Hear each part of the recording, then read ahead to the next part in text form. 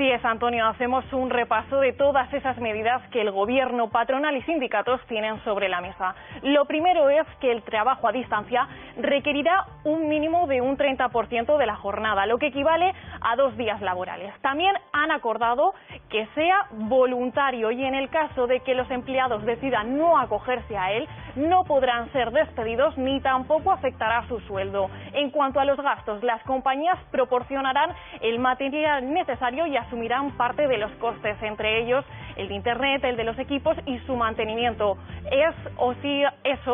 Sí, todos estos gastos deberán estar reflejados en un inventario. En relación al horario, tendrá que estar pactado entre ambas partes. Las empresas también establecerán mecanismos para vigilar que se cumplan. Desde el Ejecutivo ven estas medidas como una forma de combatir el virus. El teletrabajo es una herramienta imprescindible, no solo para mantener a raya el virus, sino imprescindible para lo que significa nuestro modelo productivo del futuro. Una opinión que también comparten los sindicatos. Desde UGT afirman que esta ley es equilibrada desde el punto de vista de los derechos de los trabajadores. Es un proyecto innovador, es un proyecto que además con toda seguridad va a marcar pautas en la Unión Europea, donde no hay muchos países que tengan regulado por ley el teletrabajo, el trabajo a distancia. Antonio, por cierto, a todo esto se añade que el Ejecutivo quiere que esta legislación no se aplique a los trabajadores de la Administración Pública, algo de lo que se encuentran en contra las empresas. Bueno, voy a preguntarle, gracias Elena, a Alfredo Bonet, secretario general del Círculo de Empresarios. ¿Qué opinan los empresarios de esta nueva ley que se está elaborando para garantizar el teletrabajo de una forma ya legal? Buenas noches, señor Bonet. Sí.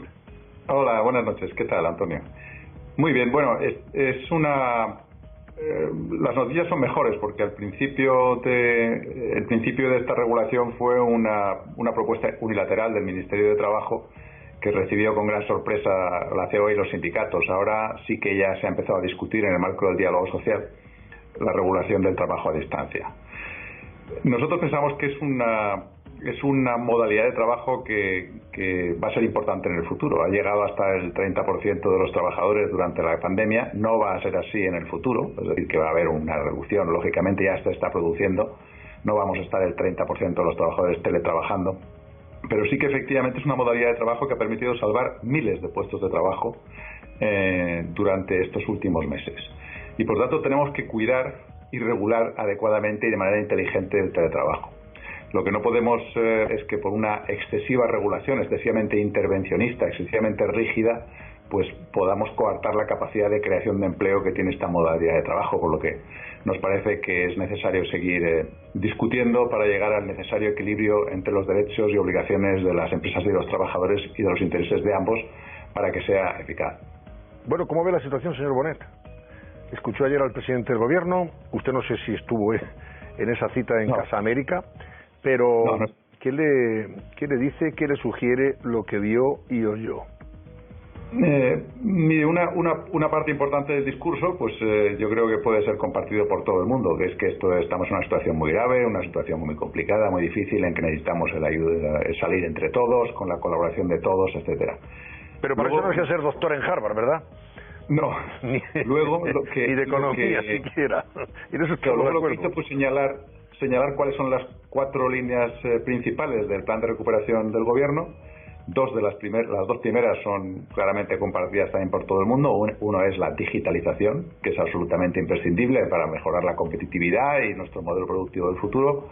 La segunda sería también compartida por todo el mundo, que es la lucha contra el cambio climático, la transición ecológica, que es algo inaplazable y que todos estamos comprometidos con ella.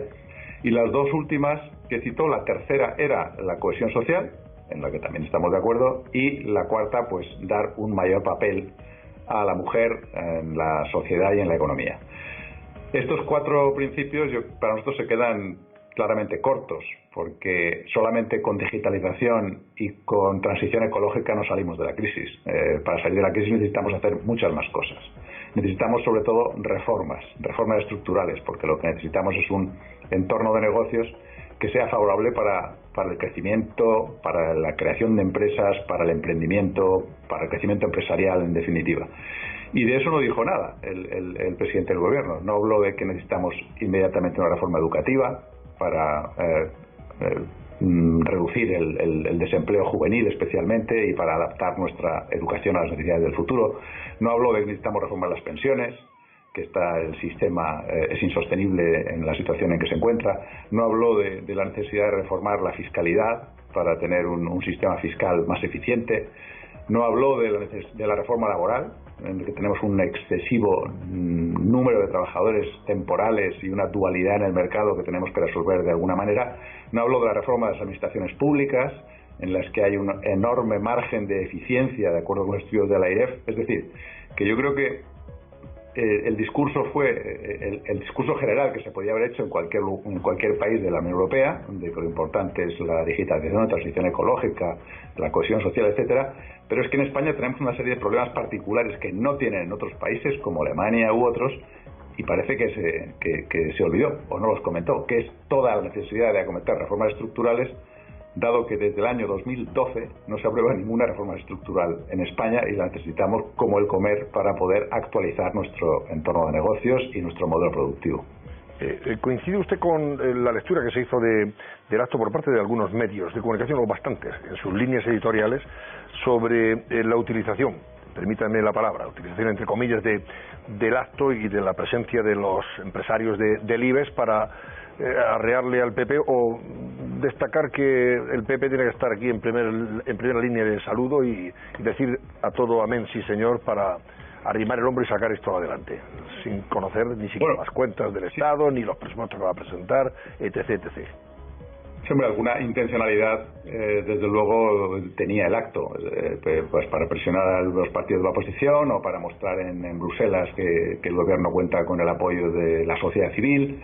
Pero bueno, es verdad que había ahí una serie de presidentes de las empresas del IBEX 35, pero estos presidentes estaban ahí también por educación o por cortesía. Es decir, si a mí me invita el presidente de mi gobierno a un acto, inmediatamente voy. Es decir, tampoco he oído que hay gente que ha criticado que hayan asistido a este acto algunas personas. Yo creo que es de ser bien educado asistir cuando el presidente de tu gobierno te indica. Eso no quiere decir que todos los empresarios que estaban ahí estuvieran totalmente de acuerdo con lo que estaban escuchando, porque era un monólogo, no era un diálogo, no era una discusión. Con lo que sí, efectivamente, pues el acto pues tenía bastante de promoción de las propuestas, sobre todo en una semana clave, que es la semana en que se inician los contactos con los partidos de la oposición a partir de mañana. Bueno, ya viste que la COE, me imagino el ciclo de empresarios estará de acuerdo con ello, exige alargar los ERTE, los expedientes de regulación temporal de empleo, hasta junio, o sea, hasta junio del año que viene, tras la debacle del turismo. Eso dice, por ejemplo, El Mundo. España pierde el 75% de los visitantes extranjeros en julio y el gasto se hunde en un 80%, nada más y nada menos, teniendo en cuenta la importancia que tiene el turismo en el PIB español. Por otro lado, La Vanguardia nos dice que el Banco de España y el Banco Central Europeo ven la recuperación incompleta y desigual, y que el optimismo del gobierno no se corresponde con la realidad, advirtiendo los gobernadores, en este caso el gobernador del Banco de España, Hernández Cos, y un representante del Banco Central Europeo como Guindos, que los riesgos para la solvencia empresarial y el empleo son muy gordos. Cuando habla de riesgos para la solvencia empresarial estamos hablando de posibles quiebras, ¿no? Y del empleo, pues más paro. Eso es. Sí, efectivamente, siempre hemos dicho, y yo creo que nosotros, como todas las organizaciones o los organismos de predicción económica, que todas las previsiones que estaba haciéndose hasta ahora dependían de que hubiera o no rebrotes del virus. Nosotros hace escasamente un mes, en el mes de julio, ya esperábamos que la situación empezara a mejorar de manera progresiva hasta el final del año y que la producción, el Producto Interior Bruto español, empezara a crecer de manera estable y cada vez más rápida.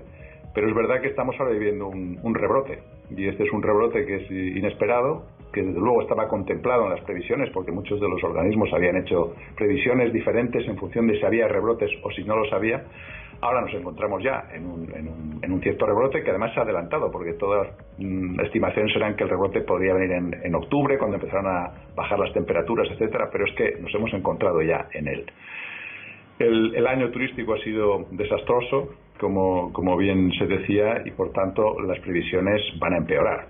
todas las previsiones que se hicieron en el mes de junio y julio van a ser peores ahora.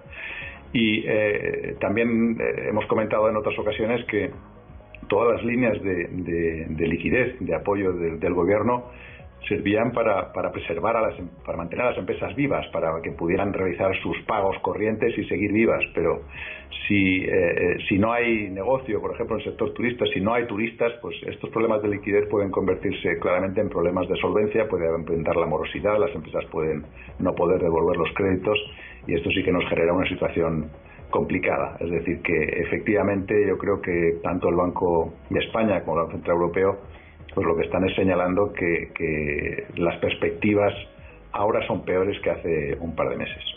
Brevemente, señor Bonet, le pregunto, ¿tiene el Círculo de Empresarios alguna previsión sobre crecimiento de aquí a final de año y sobre todo de aumento del desempleo? No, la verdad es que nosotros no hacemos estimaciones, no tenemos un análisis y modelos económicos de predicción ni econométricos. Lo que hacemos es seguir mucho lo que están haciendo los demás, ¿no? Y tratar de asimilarlo. Yo creo que la caída del Producto Interior Bruto que se estimaba pues hace 2 o 3 meses en alrededor del 10% del PIB este año, pues a final de año va a ser superior. No sé si será el 12 o el 13 o cuánto será. Y el aumento del paro, pues también. El paro se iba a colocar en alrededor del 20%, según las estimaciones que habíamos oído hace 2 o 3 meses, y es posible que ahora, después de la evolución que estamos viviendo, y en función de cuánto dure, porque tampoco sabemos si esta situación ahora de rebrotes en el que estamos viviendo vamos a poder superarla en 2 semanas o en 2 meses.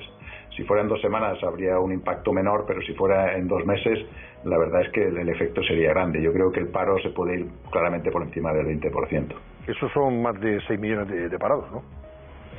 Claro, esto es... Bueno, sí, en realidad la población activa total en España deben ser alrededor de 20 millones, con lo que podría ser 5 más o menos, sí, algo así. Si se queda en el 20%, hay previsiones que incluso van más allá. Dios quiera que no se cumpla esa previsión. Gracias, señor Bonet, secretario general del Círculo de Empresarios. Ahora hablamos y muy buenas noches, hablamos antes de la situación de los hoteles, que ocupa parte de las portadas de mañana, del turismo en general. Decías tú, los hoteles de la Costa del Sol, al 20%. En la costa de Cádiz, por lo menos,